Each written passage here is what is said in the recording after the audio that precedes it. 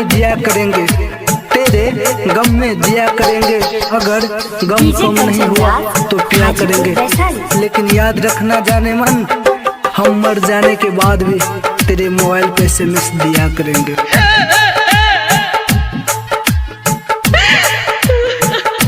Recording by Maa Kali studio Saharsa.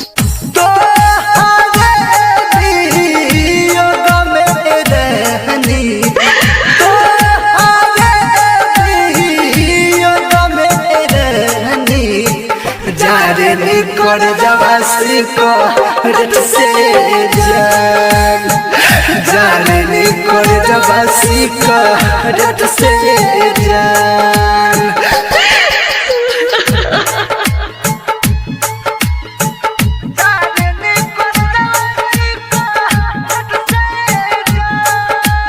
DJ Kanchan Raj, Hajipur Vaishali.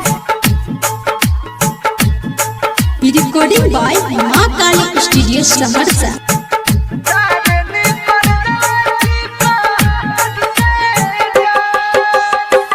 पहले तो खुश रहो हमारा से मिल के, काहे तू बनाइल हलू पत्थर गोरी दिल के। काहे तू बनाइल हलू पत्थर गोरी दिल के। पहले तो खुश रहो हमारा से मिल के, काहे तू बनाइल हलू पत्थर गोरी दिल के। तो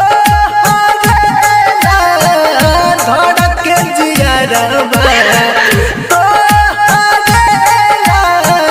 धड़क जिया रवा।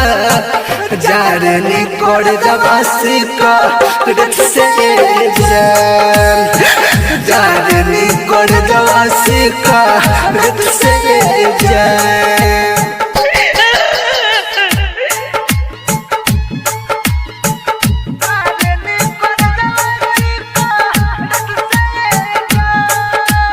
डीजे कंचन राज, हाजीपुर वैशाली।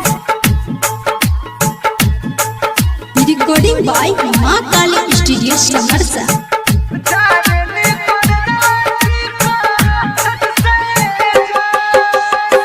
सारा अरमान फेर देलू पानी, प्रीतिया के आग में रोज डहत।